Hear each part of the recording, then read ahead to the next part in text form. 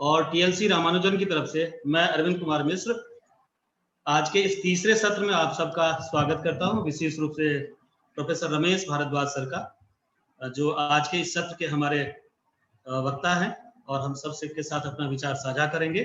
जैसा कि आज आप सब ने पीछे 2 सत्र अटेंड किए हैं, जिसमें पहले सत्र में understanding multilingual education and an educator professor Rama Matthew और तुलिका प्रसाद ने अपना व्याख्यान दिया, और दूसरे सत्र में inclusive environment in higher education and strategies professor P R. Ramanujan का वक्तव्य हम सबने सुना। इस सत्र में राष्ट्रीय शिक्षा नीति 2020 में भारतीय ज्ञान परंपरा का सन्निवेश विषय पर प्रोफेसर रमेश भारद्वाज सर हम सबके बीच अपना विचार साझा करेंगे और फिर हम उनके साथ संवाद करेंगे। मैं सर का परिचय देने से पहले इस विषय के संदर्भ में संक्षिप्त में 2 टिप्पणी करना चाहूंगा। एक, मैं अथर्ववेद का उदाहरण रखना चाहूंगा आप लोगों के सामने, और दूसरा उपनिषद से, जो हमारी भारतीय शिक्षा चिंतन के संदर्भ में एक गहरा संकेत होगा। अथर्ववेद में कहा गया है, वे अपनी सुविधा और अभ्यास के अनुसार चाहे जिस भाषा में वार्तालाप करें और अपनी इच्छा अनुसार चाहे जिस धर्म की उपासना करें। धर्म से उस समय ईश्वर की बात समझी जाती थी, किंतु उन्हें अपने समग्र समाज को अपने घर परिवार के समान ही समझना चाहिए और उसकी मिलजुल कर देखभाल करनी चाहिए, क्योंकि तभी हमारा समाज ऐश्वर्य संपन्न हो सकेगा। दूसरा उदाहरण मैं उपनिषद का रखना चाहूंगा, जिसमें कहा गया है, यदा चर्मो वदाकाशम वेष्टिष्यन्ति मानवा तदा देवम अविज्ञाय दुखम शांतो भविष्यति। अर्थात जिस दिन लोग इस आकाश को चादर की तरह लपेटकर अपने हाथ में ले लेंगे, अर्थात ब्रह्मांड के वैज्ञानिक रहस्यों को जान लेंगे, उस दिन ईश्वर को जाने बिना मानवता के दुखों का अंत हो जाएगा। भारतीय शिक्षा चिंतन की परंपरा के केंद्र में ज्ञान का यह प्रकाश मौजूद रहा है, और इसी संदर्भ में आज का हमारा यह विषय काफी रोचक जानकारी के साथ, नई जानकारियों के साथ आगे बढ़ेगा यह सत्र। मैं सर का संक्षिप्त परिचय देते हुए फिर माइक उनको सौंपना चाहूंगा। मेरा सौभाग्य है कि मैं आज के इस कार्यक्रम में आप सबका सर का परिचय करवा रहा हूं। सर वर्तमान में निदेशक गांधी भवन दिल्ली विश्वविद्यालय है, वरिष्ठ प्रोफेसर एवं अध्यक्ष संस्कृत विभाग दिल्ली विश्वविद्यालय। सर शास्त्रीय आचार्य राष्ट्रीय संस्कृत संस्थान नई दिल्ली से कर चुके हैं, एमए, एमफिल और पीएचडी दिल्ली विश्वविद्यालय से, तथा अनुसंधान प्रशिक्षण के लिए भारतीय दर्शन टोक्यो विश्वविद्यालय जापान जा चुके हैं। भाषा ज्ञान के संदर्भ में सर आज हमारे लिए बड़े उदाहरण की तरह हैं। 5 से ज्यादा भाषाओं पर सर की पकड़ है, संस्कृत, अवेस्ता, हिंदी, गुजराती, बोडो, मराठी, अंग्रेजी और जापानी। सर का 34 वर्ष का अध्यापन अनुभव है दिल्ली विश्वविद्यालय का। वर्तमान में कई शोध परियोजनाएं सर के अंतर्गत चालू हैं, जिनमें वैदिक समाज का काल निर्धारण, राष्ट्रीय शिक्षा नीति में भारतीय ज्ञान विज्ञान का पुरस्करण, ये 2 महत्वपूर्ण प्रोजेक्ट हैं। सर को अब तक अनेकों पुरस्कार से सम्मानित किया जा चुका है, जिनमें मुख्य रूप से मोन बुशो फेलो शिक्षा मंत्रालय जापान 1981, संस्कृत विद्या मार्तंड दिल्ली संस्कृत अकादमी 2014, संस्कृत सेवा पुरस्कार हरियाणा संस्कृत अकादमी 2014, विद्यानंद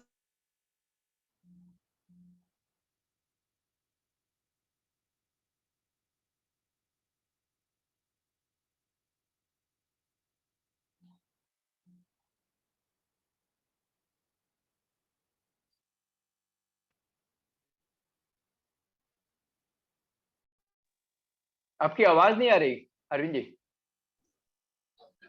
सर सिग्नल फ्रीज हो गया, I think due to low bandwidth.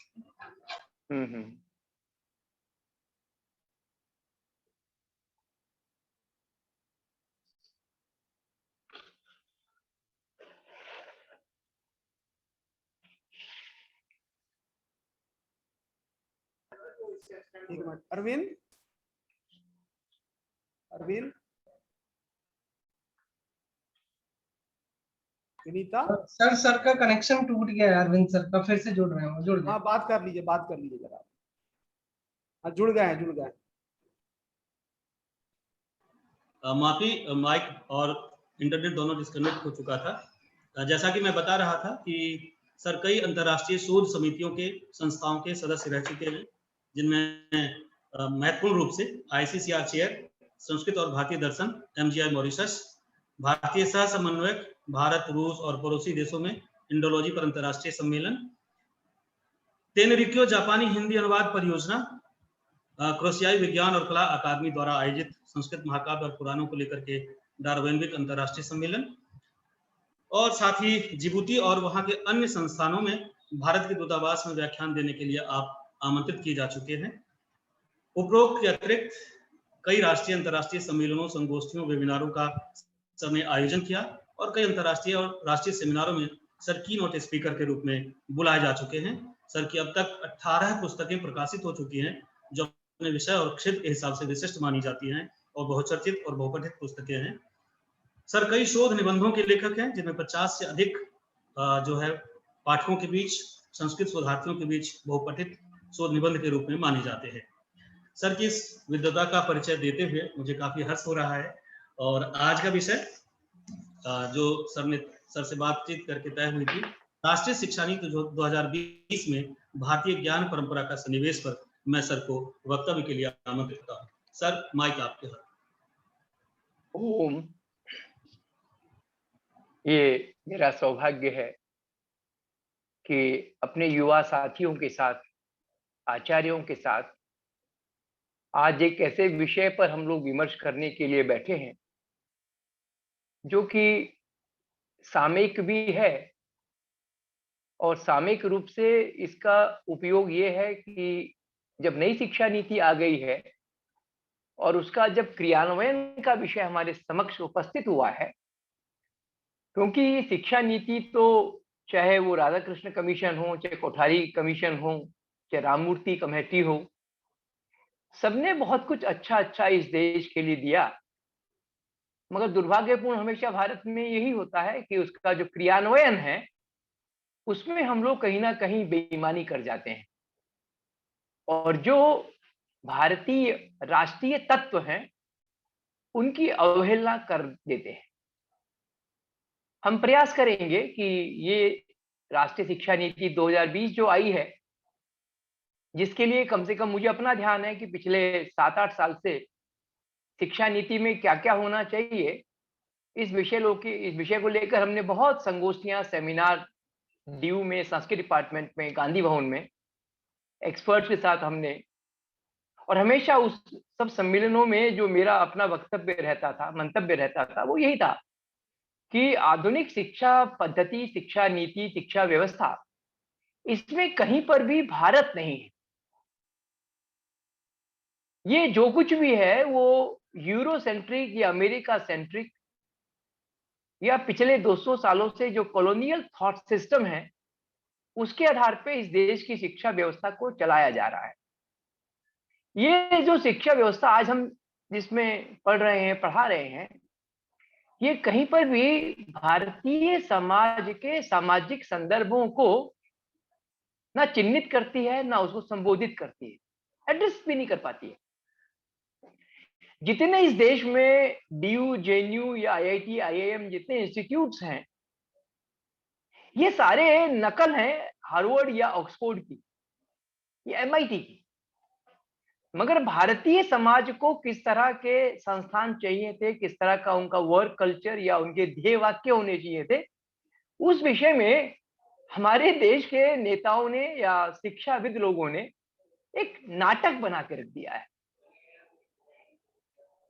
जैसे कि मैं हमेशा कहता था कि भारतीय सामाजिक, क्योंकि विदेशों में जाकर पढ़ाने का अवसर मिला, यूरोप, अमेरिका, रशिया सब जैसे देशों में जाने का मौका मिला, पढ़ने का भी, पढ़ाने का भी, वहां ये देखा कि वो विश्वविद्यालय अपने समाज की आवश्यकताओं को देखते हुए अपनी लैब या अपने इंस्टीट्यूट्स में रिसर्च करते हैं, जिससे उनके समाज का स्तर सामाजिक और आर्थिक दोनों ऊपर की ओर जाए। और उसमें सबसे बड़ा कारण ये था कि ये जितने भी देश हैं, ये अपने अपने देश की मातृभाषाओं को अपना माध्यम बनाते हैं। केवल माध्यम ही नहीं बनाते हैं, बल्कि अपने सारे रिसर्च अपनी देश की आम जनता की भाषा में प्रस्तुत करते हैं। और यहां पर भारत में क्या हुआ पिछले 70-75 सालों में खास करके, कि जो 2% अंग्रेजी पढ़े लिखे 1947 में जिन्होंने हमारा संविधान या हमारे भविष्य की दिशा को तय किया, वो 75 सालों में 5% तो हो गए। और वो जो सारा ज्ञान विज्ञान आधुनिकता टेक्नोलॉजी साइंस जितनी भी डेवलप हुई, वो सब अंग्रेजी के माध्यम से 5% समाज के अंदर सिमट कर रह गई। जब ऐसा हुआ तो 95% जनता जो अपनी लोक भाषाओं में, अपनी क्षेत्रीय भाषाओं में या कहें आधुनिक भारतीय भाषाओं में जो 95% समाज था, वो विकास की धारा से या ज्ञान, क्योंकि विकास तो तभी होगा जब उनके सामने आप उनकी भाषा में ज्ञान विज्ञान के तथ्यों को रखेंगे, मगर हमने वो नहीं किया। और इस तरह से 95% के शोषणकर्ता बन गए ये हम 5% हाईली एजुकेटेड लर्नेड जो समाज के हम लोग हैं। एक बहुत बड़ा गैप आ गया समाज में, एक व्यापक खाई दिन पे दिन और गहरी और बड़ी होती जा रही है। वो है समृद्ध लोगों के या विकसित लोगों के और जो विकासहीन लोग हैं। क्योंकि किसी भी शिक्षा का उद्देश्य या राष्ट्रीय शिक्षा का उद्देश्य जो होना चाहिए वो यही है कि व्यक्ति को अपनी जड़ों से जोड़ते हुए उसके सामाजिक और आर्थिक विकास की ओर हम आगे बढ़ें। इस राष्ट्रीय शिक्षा नीति में मैं जो मेरे काम की चीज है as a Sanskrit scholar indologist या भारतीय भाषाओं के पक्षधर, क्योंकि मेरे गुरु और प्रोफेसर नामवर सिंह जी हमेशा एक बात कहते थे कि संस्कृत का विद्यार्थी हो या हिंदी का हो या गुजराती का हो मराठी का हो, जितनी भारतीय भाषाओं के हम विद्यार्थी अध्यापक हैं, हम सचमुच में इस भारतीय परंपराओं के संस्कृति के संवाहक हैं। इसलिए हमारा दायित्व बनता है कि हम इन विषयों पर न केवल चर्चा करें बल्कि समाज के सामने जो श्रेयस्कर तथ्य हैं विचार हैं उनको पुरजोर रूप में प्रस्तुत करें। ये शिक्षा नीति की जो भूमिका है उस भूमिका से मैं आपको एक पैरा पढ़ के सुनाता हूं जहां से ये विषय प्रारंभ होता है। ये एजुकेशन पॉलिसी लिखती है, this national education policy is the first education policy of the 21st century and aims to address the many growing developmental imperatives of our society. This policy proposes the revision and revamping of all aspects of the education structure, including the regulation and governance, to create a new system that is aimed with the inspirational goal of 21st century education, including SDG 4, while building upon India's tradition and value system. यानी भारतीय परंपरा और भारतीय मूल्य व्यवस्था, इन दो को उद्देश्य रखकर शिक्षा नीति का प्रारंभ किया जाता है। आगे लिखते हैं, The rich heritage of ancient and eternal Indian knowledge and thought has been a guiding light for this policy. यानी ये जो शिक्षा नीति है इसमें भारतीय ज्ञान विज्ञान परंपरा को पथ प्रदर्शक के रूप में माना गया। The pursuit of knowledge, ज्ञान, wisdom, प्रज्ञा and truth, सत्य, was always considered in Indian thought and philosophy as the highest human goal. The aim of education in ancient India was not just the acquisition of knowledge as preparation for life in this world or life beyond schooling, but for the complete realization and liberation of the self. World-class institutions of ancient India such as Takshila, Nalanda, Vikramshila, Vallabhi set the highest standards of multidisciplinary teaching and research and hosted scholars and students from across backgrounds and countries.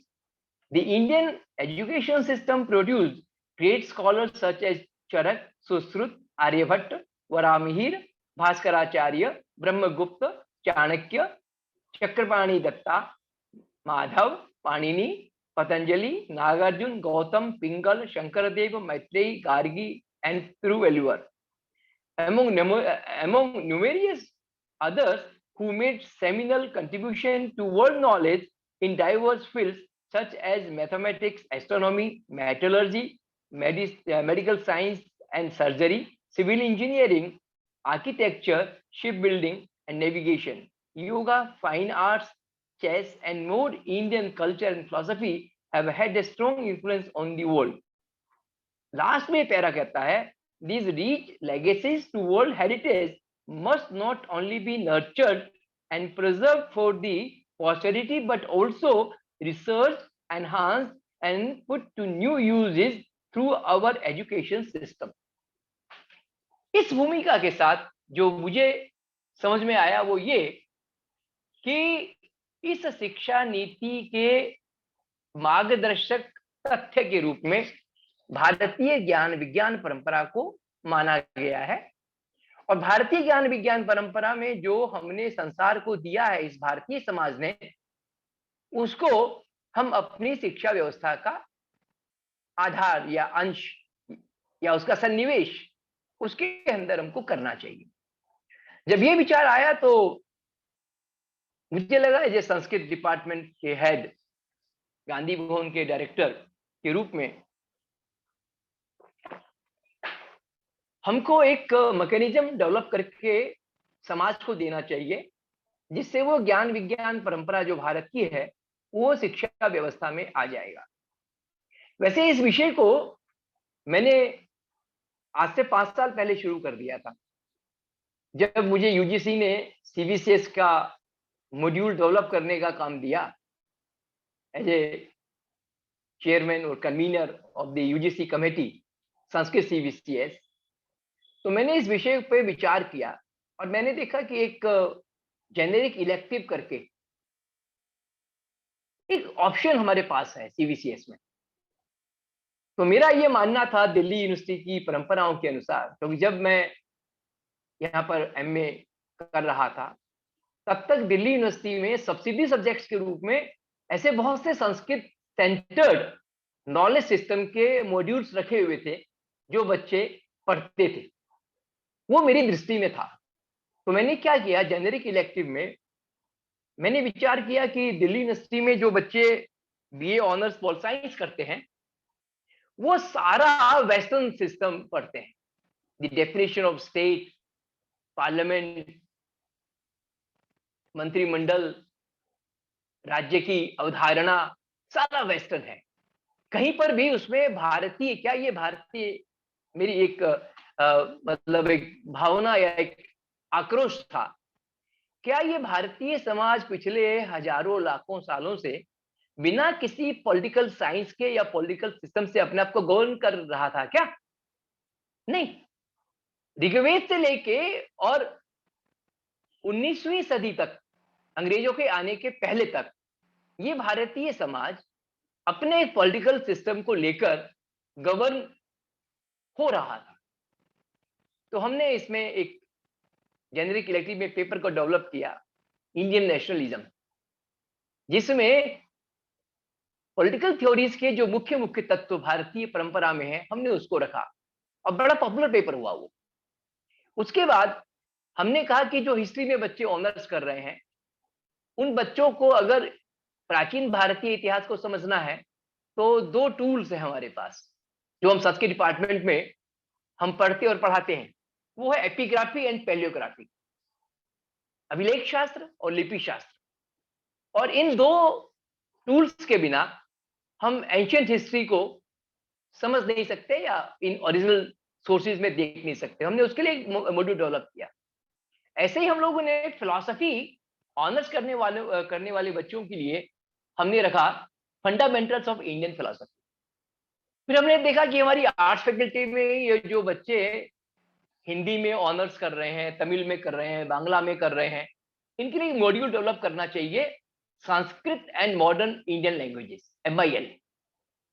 क्योंकि संस्कृत जो है वो सभी आधुनिक भारतीय भाषाओं के लिए 2 तरह से उपयोगी रही है इतिहास में। एक उसका रूप ये है कि जितनी भी भारतीय भाषाओं का साहित्य है वो सारा साहित्य संस्कृत की कथाओं पे आधार पे विकसित किया गया, या संस्कृत साहित्य के जो प्रतीक थे उनका भरपूर उपयोग किया है सभी। जैसे कि अगर आप मराठी की बात करेंगे तो मराठी का ज्ञानपीठ अवार्डी एक उपन्यास है ययाति, विष्णु खांडेकर का। अब विष्णु खांडेकर ने ययाति की महाभारत की कथा के आधार पे आज के भारतीय समाज की जो विडंबनाएं हैं, जो उसके अंतर्द्वंद हैं, उनको एड्रेस करते हुए उन्होंने अच्छा एक उपन्यास लिखा। ऐसे ही जैसे तमिल भाषा का सबसे प्राचीनतम साहित्य कौन सा है? वो आगम, शैव आगम साहित्य है। वही शैव आगम साहित्य जो पहले संस्कृत में था। ऐसे ही कहेंगे तेलुगु भाषा का सबसे प्राचीनतम ग्रंथ कौन सा है? तो तेलुगु भाषा में जो रामायण का अडॉप्शन है तेलुगु भाषा का, या बांग्ला भाषा का, या असमिया भाषा का। एक तो ये संबंध है, और दूसरा संबंध क्या है कि प्रत्येक भारतीय भाषा ने अपने अपने समाज की आवश्यकताओं की पूर्ति के लिए जो नए ज्ञान विज्ञान के विषय अपने भाषा के क्षेत्र में इंट्रोड्यूस किए, उनके लिए जो टेक्निकल टर्मिनोलॉजी थी, चाहे साइंटिफिक हो, चाहे वो टेक्नोलॉजिकल टर्मिनोलॉजी हो, या कोई भी विषय हो, जब नए नए विषय आए तो उनके लिए संस्कृत व्याकरण की जो विशेषता है, किसी विशेष धातु के आधार पर अलग अलग तद्धित कृदंत प्रत्यय लगाकर एक नई टर्म का निर्माण कर देते हैं। तो उसके आधार पे सभी भारतीय भाषाओं ने, सभी भारतीयों का मतलब है कि 75% से अधिक जो भारतीय भाषाओं का की संरचना है वो संस्कृत से प्रभावित है। तो हमने एक मॉड्यूल बनाया, Sanskrit and modern Indian languages, जिससे कि भारतीय भाषाओं के विद्यार्थियों को अपने प्राचीन भारतीय जो भाषाओं का इतिहास है और उनकी आपस में जो लेन देन की परंपराएं हैं, जो उनकी पारस्परिकता है, उससे विद्यार्थी ज्ञात अवगत हो जाए। इस तरह से हमने ह्यूमैनिटीज में और सोशल साइंसेज में सीबीसीएस के साथ भारतीय ज्ञान विज्ञान परंपरा को विश्वविद्यालयी अंडर ग्रेजुएट एजुकेशन में कैसे सन्निवेश करना है, हमने उसका रास्ता निकाल लिया। जब ये एजुकेशन पॉलिसी आई तो हमने संस्कृत डिपार्टमेंट में गांधी भवन में बैठकर एक 3 दिन की वर्कशॉप करी, और उसका हमने विषय रखा Indian knowledge system and higher education with reference to NEP 2020। और उसमें हमने दिल्ली विश्वविद्यालय के जितनी भी फैकल्टीज हैं उनके वरिष्ठ आचार्यों को, प्रोफेसर्स को बुला के इस इश्यू को डिस्कस किया। जैसे कि क्योंकि सोशल साइंसेज में और ह्यूमैनिटीज में तो हमने काम कर दिया सीबीसीएस में, जेनरिक इलेक्टिव में, साइंसेज में नहीं किया। लाइफ साइंसेज और फिजिकल साइंसेज, इनमें बड़ी आवश्यकता थी काम करने की। तो हमने कहा कि देखिए जैसे क्या है, मुझे याद है क्योंकि मेरा बचपन राजघाट पे रहकर ही बीता है, और मेरे आचार्य गांधीयन काका साहब कालेलकर बहुत बड़े एजुकेशनिस्ट शिक्षाविद थे, और उनके पास देश के सारे बड़े बड़े स्कॉलर्स आते थे। तो DS कोठारी जो ITO पे इंडियन नेशनल साइंस एकेडमी है, INSA, उसके चेयरमैन होते थे। और चेयरमैन के रूप में जब वो दिन भर काम करके वापस यूनिवर्सिटी कैंपस में ही रहते थे, छात्र मार्ग पे, जब वापस आते तो अपनी गाड़ी वो 1-8 घंटे के लिए हमारे राजघाट पे काका साहब के पास रुकते और उनको रिपोर्ट देते थे कि हम INSA में बैठ के क्या क्या काम कर रहे हैं। तो एक दिन चर्चा में उन्होंने कहा कि मैंने हिस्ट्री ऑफ साइंस करके एक पेपर इंट्रोड्यूस करवाया दिल्ली यूनिवर्सिटी में। मेरी इच्छा थी कि भारतीय विज्ञान परंपरा का जो इतिहास है वो विद्यार्थियों को पता लगे, मगर किसी भी दिल्ली यूनिवर्सिटी के कॉलेज टीचर के पास वो ज्ञान था नहीं। इसलिए उन्होंने क्या शुरू कर दिया, वेस्टर्न हिस्ट्री ऑफ साइंसेस पढ़ाना शुरू कर दिया, जबकि उसका उद्देश्य वहां था ही नहीं। तो बड़ा मतलब दुखी होकर मजाक करते थे कि मैंने बनाया किस लिए था और इसको उपयोग किस रूप में कर रहे हैं। तो हमने केमिस्ट्री वाले प्रोफेसर्स को बुला के बात की कि PC रे ने किताब लिखी हुई है हिंदू केमिकल साइंस, जिसमें पूरा तो नहीं मगर अधिकांश जो केमिस्ट्री या केमिकल साइंस की भारतीय परंपराएं हैं उसके विषय में वहां पर डॉक्यूमेंटेशन हुआ है।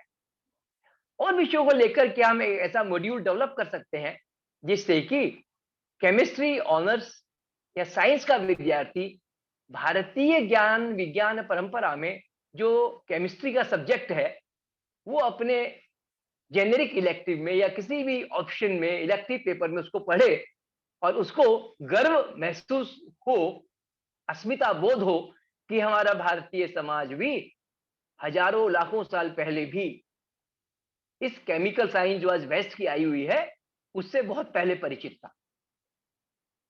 और इसमें ऐसे ही हम लोगों ने फिजिक्स से, जियोग्राफी से, जियोलॉजी से भी स्कॉलर्स को बुलाया, उनसे भी यही चर्चा करी। तो हमारे एक प्रोफेसर ने, जियोलॉजी वाले ने कहा कि सर एक किताब आई हुई है जियोलॉजी इन ऋग्वेद। वो कहता है कि ऋग्वेद का जो पहला मंत्र है अग्निमीळे पुरोहितम, अग्नि की उपासना वाला मंत्र है ये, और वहां अग्नि का एक विशेषण देता है रत्न धातमम, यानी ये अग्नि तुम रत्न के धारण करने वाले या निर्माण करने वाले। हम सब जानते हैं कि अफ्रीका में जहां पर डायमंड्स पैदा होते हैं, रत्न पैदा होते हैं, वो मिट्टी से ही बनता है, सोना भी, चांदी भी, रत्न भी। और वो जो हीट है, अग्नि की जो ताप है, जितनी ज्यादा होगी उतना ही वो धातुओं के निर्माण का कार्य करती है। तो उन्होंने कहा कि हमारे एक जियोलॉजिस्ट ने ये किताब लिखी है कि जियोलॉजी इन ऋग्वेद, और बाकी की एडिशंस भी दिए हैं। तो हमने कहा ठीक है, इसमें एक मॉड्यूल डेवलप करना चाहिए। जियोग्राफी जियोग्राफी के हमारे प्रोफेसर आए तो उन्होंने कहा कि नहीं, हमारे यहाँ तो जो है चाहे ऋग्वेद हो, चाहे अथर्ववेद हो, चाहे रामायण हो, चाहे महाभारत हो, उसमें जो भूगोल का वर्णन दिया हुआ है वो हमारे आज के भूगोल के ज्ञान से कमतर नहीं है, बल्कि और ज्यादा व्यापक है। वो विषय भी जो ज्योग्राफी के ग्रेजुएट पीजी के स्टूडेंट्स हैं उनके संज्ञान में, उनके ध्यान में एक इलेक्टिव विषय के रूप में लाना चाहिए। ऐसे ही जब हमने इस पे अधिक और चर्चा करी, बॉटनी के यहाँ हमारे रिटायर्ड प्रोफेसर, जो मैं बॉटनी डिपार्टमेंट गया, प्रोफेसर सर हमारे टीचर थे, वो हमें ऐसी ऐसी बातें बताते थे कि बॉटनिकल साइंस भारतीय ज्ञान परंपरा में कहाँ है। तो अब वो बेंगलोर में रहते हैं, आपसे हम आप उनसे व्हाट्सएप पे बात कर लीजिए। तो हमने वीडियोग्राफी करके उनसे बात की, और जो उन्होंने तथ्य दिए, उन्होंने कहा सर बॉटनिकल साइंस का जितना अच्छा वर्णन हमारे शास्त्रों में, हमारे पुराणों में और संस्कृत की जो डॉक्यूमेंटेशन ट्रेडिशन है, क्योंकि जितना प्राचीन ज्ञान विज्ञान परंपरा है वो 85% संस्कृत में ही है। 15% जो हमारा ज्ञान विज्ञान की परंपराएं हैं वो अन्य क्षेत्रीय भाषाओं में है, जो पहली या दूसरी शताब्दी के बाद या 10वीं शताब्दी के बाद जो आया, वो बाद में पांडुलिपियां तैयार हुई और संस्कृत में है। तो इस तरह से हमें यह लगा कि भारतीय ज्ञान विज्ञान परंपरा को खाली, जैसे हम लोगों ने जब जेनेरिक इलेक्टिव में कोर्स बनाया तो हमने मैथमेटिक्स के लिए बनाया था, भास्कराचार्य आर्यभट्ट के ग्रंथों से हल्के मॉड्यूल बनाए थे, कॉन्सेप्ट बेस्ड, संस्कृत बेस्ड नहीं बनाए थे। ऐसे ही हमने अर्थशास्त्र कौटिल्य का, इस पे बहुत लोगों ने काम किया हुआ इकोनॉमिक्स में। तो इकोनॉमिक्स या कॉमर्स के बच्चों के लिए भी टैक्सेशन क्या है, हमारी इकोनॉमिक थ्योरीज क्या है, उसको लेके भी हम लोगों ने एक मॉड्यूल डेवलप किया था। तो ऐसे ही इन फिजिकल और लाइफ साइंसेस के लिए भी हम अगर मॉड्यूल डेवलप करते हैं, अब लोग कहते हैं इसकी आवश्यकता क्या है। आवश्यकता इस बात की है कि भारतीय ज्ञान विज्ञान परंपरा का जो यहाँ उद्भव हुआ, विकास हुआ, संवर्धन हुआ, वो भारतीय समाज में उपलब्ध संसाधनों के आधार पे है, एक बात।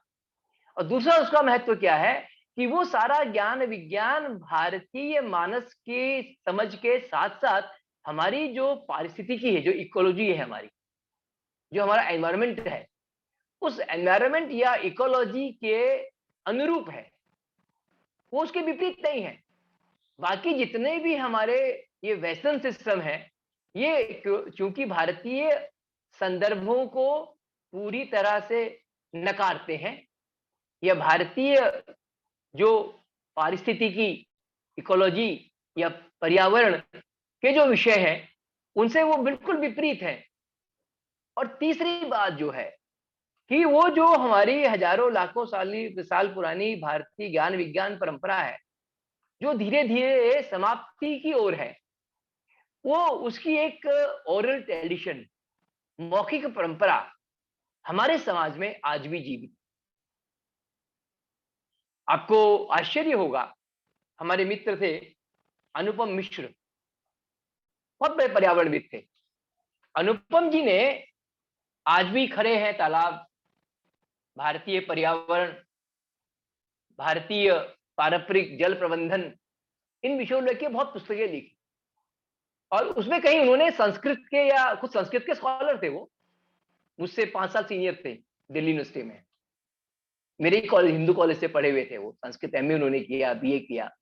और उन्होंने यही काम किया कि भारतीय समाज की जो, जिसे आप कह सकते हैं कि भाई वो सो कॉल्ड दलित जातियां हैं या पिछड़ी जातियां हैं, क्योंकि भारतीय समाज मूल रूप से आप याद रखिएगा, भारतीय समाज ना तो ब्राह्मणों का समाज है, ना ये व्यापारियों का समाज है, ये भारतीय समाज कारीगरों का समाज, ये आर्टिजन सोसाइटी। और इस आर्टिजन सोसाइटी की ये ताकत थी, या है आज भी, जो गांधी जी बार बार चिन्हित करते थे कि भारतीय जो ज्ञान विज्ञान की परंपरा है, वो हमारे गांवों में, हमारे जिसे आप आज पिछड़े क्षेत्र कह रहे हैं, अपने आप को बड़े विकसित और सभ्य शहरी के रूप में हम अपने आप को बताते हैं, मगर हमारे पास उस पारंपरिक ज्ञान विज्ञान का कोई शेष नहीं है हमारे पास। पर गांवों में है, पिछड़े लोगों में है, पिछड़े क्षेत्रों में है। तो अनुपम मिश्र ने भारतीय परिस्थितियों में, चाहे वो राजस्थान का मरुस्थल हो या मध्य प्रदेश के पिछड़े क्षेत्र हो, वहां पर जो हमारी अपनी परंपराएं थी वाटर शेड डेवलपमेंट की, जल संरक्षण की, भू संरक्षण की, उन परंपराओं को उन्होंने लेखबद्ध किया, डॉक्यूमेंटेड करके समाज के सामने प्रस्तुत किया, जिसकी आज भी हम लोग प्रशंसा करते हैं। ऐसे ही आपको ध्यान होगा कि हमारे यहाँ मेटलर्जी, धातु विज्ञान इतना समृद्ध रहा है कि आज भी हजारों साल से खड़ा हुआ दिल्ली का लोह स्तंभ किसी प्रकार के जंग को अपने पास नहीं आने देता, ऐसा ही खड़ा हुआ है। ऐसा एक दक्षिण में और है ऐसा ही स्तंभ, जो इंडियन मेटलर्जी की जो हाईएस्ट थी।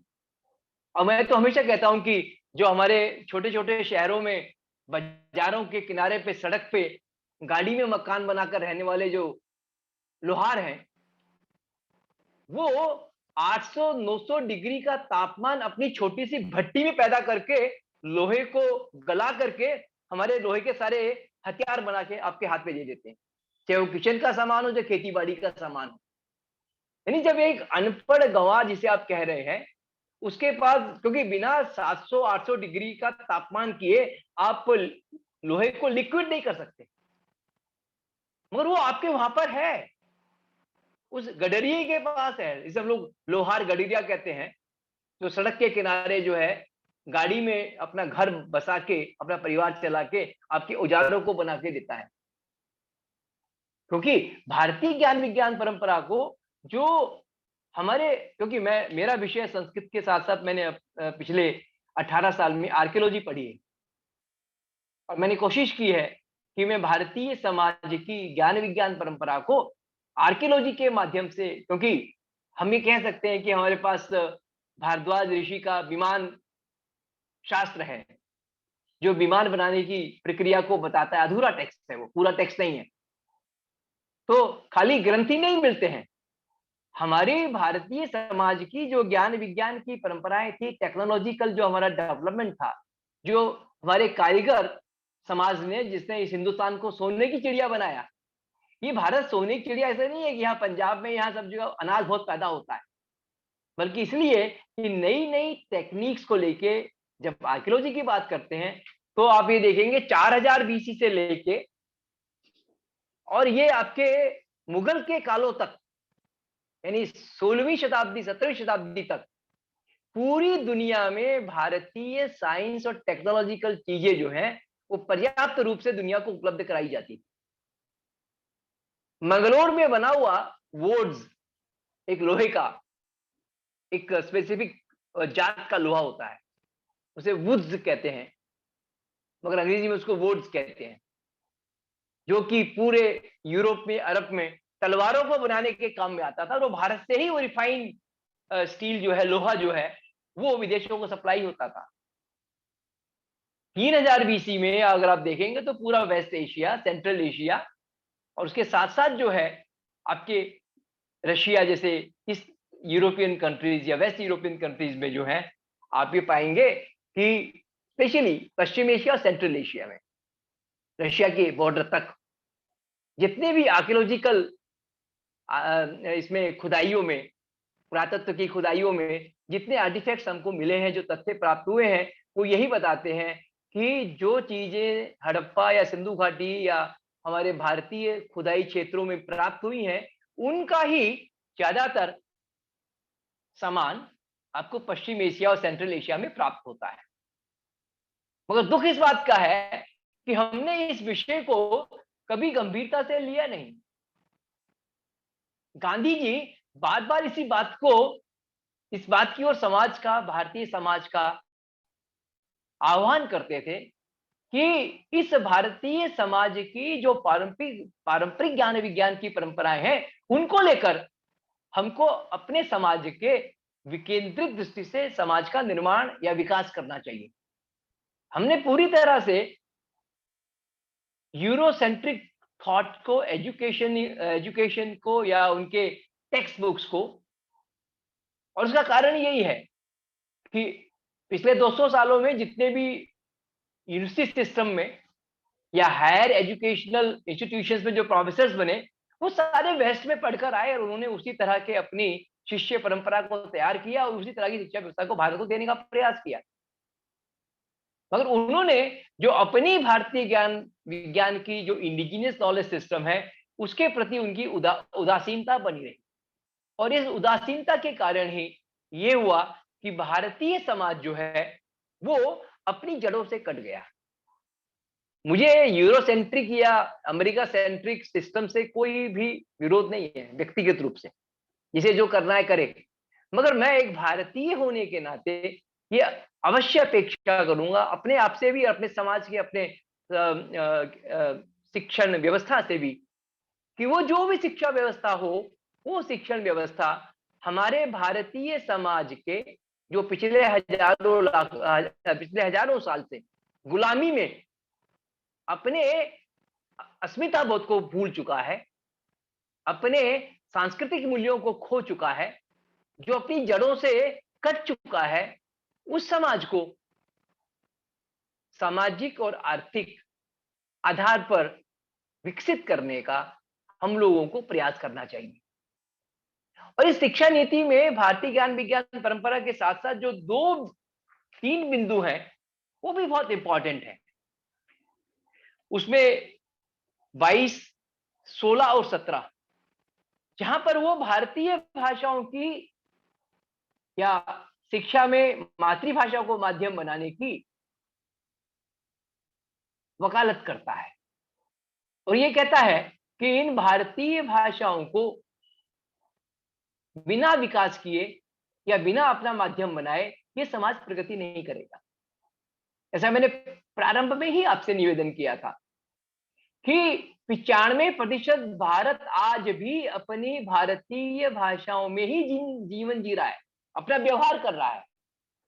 तो उस 95% इस भारतीय समाज को अंग्रेजी न पढ़ने से अब हम लोग उनको क्यों कॉम्प्लेक्स दे रहे हैं, क्यों हीन भावना से ग्रसित कर रहे हैं कि अंग्रेजी नहीं आती तो आपको जो है सभ्य नहीं माना जाएगा, आपको नौकरी आपको नहीं मिलेगी। और अगर ये देश का, मुझे याद आते हैं शब्द के.एम. मुंशी के, भारतीय विद्या भवन के फाउंडर के, उन्होंने 1952 में आह्वान किया था कि हे 2% पढ़े लिखे भारतीय समाज के कर्णधारों, तुम्हारा दायित्व है कि तुम 98% समाज का मार्गदर्शन करो और उनके दुख दर्द को समाप्त करने के दिशा में काम करो। मेरा ख्याल है कि भारतीय भाषाओं में अगर हमने अपने शोध को देना शुरू कर दिया, क्योंकि हमारे पास, मैं हमेशा एक चीज कहता हूं, हमें शिक्षा शास्त्री होने के नाते, अध्यापक होने के नाते इस शिक्षा नीति के संदर्भ में 3 बिंदुओं पे ध्यान देना चाहिए। पहला बिंदु है कि भारतीय ज्ञान विज्ञान परंपरा जो इंडिजिनियस नॉलेज सिस्टम है, उसको हमें खोज खोज के उसका संरक्षण करना चाहिए, पहला काम। दूसरे काम के 2 बिंदु हैं, उसे मैं कहता हूं संवर्धन। संवर्धन 2 तरह से होता है। एक तो यह है कि भारतीय ज्ञान विज्ञान परंपरा के संरक्षण के बाद जो आधुनिक साइंस और टेक्नोलॉजी में चीजें आई हैं और जो आज के भारत की समस्याएं या आवश्यकताएं हैं, इन 2 चीजों को दृष्टि में रख करके हम उस ज्ञान विज्ञान परंपरा का हमें संवर्धन करना चाहिए। हम आधुनिक, जैसे गांधी जी कहते थे, मैं ज्ञान विज्ञान का विरोधी नहीं हूं, मगर जब वो हमारे देश के करोड़ों बेरोजगार लोगों के पेट पे लात मारने का प्रयास जब वही साइंस टेक्नोलॉजी करे, तो हमें स्वीकार्य नहीं होनी चाहिए। तो हमें अपने इंडिजिनियस नॉलेज सिस्टम का संरक्षण करना है, खोज खोज के उसको निकालना, और दूसरा आधुनिक साइंस और तकनीक के आधार पे उसको विकसित करते हुए, संवर्धित करते हुए, अपनी समाज की आवश्यकताओं को देखते हुए उसका संवर्धन करना चाहिए। और तीसरा जो विषय है वो ये है कि आप उस संरक्षित और संवर्धित तकनीक या विज्ञान को उसका भारतीय भाषाओं में प्रसार करें, प्रचार करें। जब ये 3 बिंदुओं पे हम अच्छी तरह से एक शिक्षक के रूप में कार्य कर लेंगे, तो शायद इस शिक्षा नीति का जो क्रियान्वयन है वो भी हो पाएगा। और पिछले 75 सालों में जिस भारतीय समाज को हमने कॉम्प्लेक्स देके, हीन भावना देके और उसके विकास की गति को अवरुद्ध करने का प्रयास किया अंग्रेजी के माध्यम से, वो भी शायद हमारा पाप या हमारी गलती सुधर सकती है। इसमें एक, जैसे लोग कहते हैं कि भाई साइंस और टेक्नोलॉजी जो है, आप इसका कोई उदाहरण दीजिए। मैं इसका उदाहरण लेता हूं। हमारे दिल्ली के पास ये बागपत है, ये मेरठ है, मुजफ्फरनगर है, इसमें कोल्हू चलते हैं, गुड़ शक्कर बनाते हैं। हम में से बहुत लोग आते जाते हाईवे के किनारे के उन कोल्हू से खरीदते हैं। हम सब जानते हैं कि जो शुगर मिल में चीनी बनती है वो कैंसर का या हमारे स्वास्थ्य को खराब करने का बहुत बड़ा कारण है। हम चाहते हैं कि हम गुड़ खाएं, शक्कर खाएं, मगर उपलब्ध नहीं है। उपलब्ध है तो भी बड़ी महंगी है। चीनी अगर 30 किलो है, 40 रुपए किलो है, तो 80-90 रुपए किलो मिलता है अच्छी जात का शक्कर जो है। तो एक बार मैंने यही विषय रखा था आईआईटी दिल्ली में कि मेरे मित्र बजाज परिवार के रामकृष्ण बजाज थे, तो वो अपने दोराला वाली शुगर मिल के लिए एक बार दिल्ली आकर वहां दोराला जा रहे थे। बोले कि यार चलो आप भी चलो हमारी बजाज शुगर मिल में, वहां पर हमने एक जर्मनी से नई मशीन मंगाई है। तो मैंने कहा अभी तो 10 साल पहले आपने एक मशीन मंगाई थी अमेरिका से। बोले नहीं, वो 9% जूस निकालती थी, गन्ने का रस निकालती थी, मगर ये जो मशीन है ये 12 से 14% रस निकाल के देगी। फिर मेरे ध्यान में आया कि अरे हमारे यहाँ जो कोल्हू चलते हैं ये कितना % रस निकाल पाते हैं? तो ये 6 या 7% निकाल पाते हैं। क्योंकि ये 6 या 7% ही रस निकाल पाते हैं, इसमें इनका उत्पाद महंगा हो जाता है, बिकता नहीं है। तो आईआईटी दिल्ली के आज से 7-8 साल पहले का एक आयोजन था रूरल टेक्नोलॉजी पे। तो मैंने वहां उन लोगों को निवेदन किया कि यार नैनो टेक्नोलॉजी को यूज करके हम ऐसी मशीन अपने छोटी छोटी गांव के किसानों को नहीं दे सकते जो कोल्हू की जगह ले ले, या वो डेवलप्ड कोल्हू हो, जिससे कि ये किसान भी 5-6% की बजाय 9-10-11% गन्ने का रस निकाल ले, जिससे शक्कर 80 रुपए 90 रुपए की जगह 20 या 30 रुपए में आ जाए और इसको खा करके हम लोग स्वस्थ हो जाएं। इस विषय में आप लोग सब युवा आचार्य हैं, इसलिए एक और निवेदन करना चाहता हूं। जब मैं जापान में पढ़ता था तो उस समय हम इंटरनेशनल हॉस्टल में रहते थे, यहाँ अलग अलग विषयों के लोग थे। कभी कोई फिशरी वाला स्टूडेंट आके बताता था कि पिछले हफ्ते जर्मनी में फिशरी पे नया आर्टिकल आया या किताब आई, हमारे प्रोफेसर जर्मन आर्टिस्ट जापानी भाषा में आज कक्षा में हमको सुनाया। Japan academy of science and arts जो है वो दुनिया भर में होने वाले जो अपने अपने विषय के नए नए रिसर्च हैं, उसके लिए जापानी प्रोफेसरों को प्रोत्साहन देती थी कि आप अपनी अपनी भाषाओं में, अपनी अपनी मातृभाषा में, जापानी में उस नई नई रिसर्च को लाकर प्रस्तुत करने का प्रयास करें। हमारे सारे जो प्रोफेसर थे, मैं तो इंडियन फिलॉसफी में वहां पर पीएचडी कर रहा था, तो जर्मन में, फ्रेंच में, इंग्लिश में जितनी भी नई नई रिसर्च आती थी उसको हमारे प्रोफेसर क्लास में बैठ के जापानी में डिस्कस करते। तो हमारे जितने भी यंग प्रोफेसर हैं उनके लिए आवश्यक क्या नहीं हो गया है कि हम अपनी मातृभाषा में, गुजराती में, हिंदी में, बांग्ला में, तमिल में, जो हमारी मातृभाषाएं हैं, हम अपने अपने शास्त्र का, विषय का, अपनी डिसिप्लिन का जो अच्छा अच्छा शोध कार्य है जिससे कि हमारे विद्यार्थियों का और हमारे समाज का ज्ञानवर्धन हो सकता हो, उसको हिंदी में लाने का प्रयास किया जाए। ये शिक्षा नीति इस विषय को भी एड्रेस करती है। ये ट्रांसलेशन और एटमोलॉजी का एक सेंट्रल इंस्टीट्यूट या यूनिवर्सिटी बनाना चाहती है, जहां भारतीय भाषाओं में इस तरह के काम करने वालों को सुविधा या सहूलियत भी हो जाए, क्योंकि ये सारा काम भारतीय समाज के लिए, भारतीय समाज के सामाजिक संदर्भों को एड्रेस करने के लिए और इस समाज को एक सचमुच में राष्ट्र बनाने की दिशा में जो होना चाहिए उस दिशा में अग्रसर करने के लिए हमको न केवल प्रेरित करती है बल्कि बाध्य भी करती है। कि बहुत खेला हो चुका, हम बहुत खेल खेल चुके अपने विद्यार्थियों और अपने देश की जनता के साथ। हम जो शिक्षाविद हैं, हम जो शिक्षक हैं, जिनके ऊपर ये दायित्व है कि वो पूरे समाज का शिक्षण पूरे सामाजिक संदर्भों के साथ करें। मैं आप लोगों से ही अनुरोध करूंगा, जैसा मैंने कहा ये विमर्श का विषय है, तो अरविंद जी अगर कुछ साथियों के कमेंट्स हो या जिज्ञासा हो तो स्वागत है। जी सर, जी सर।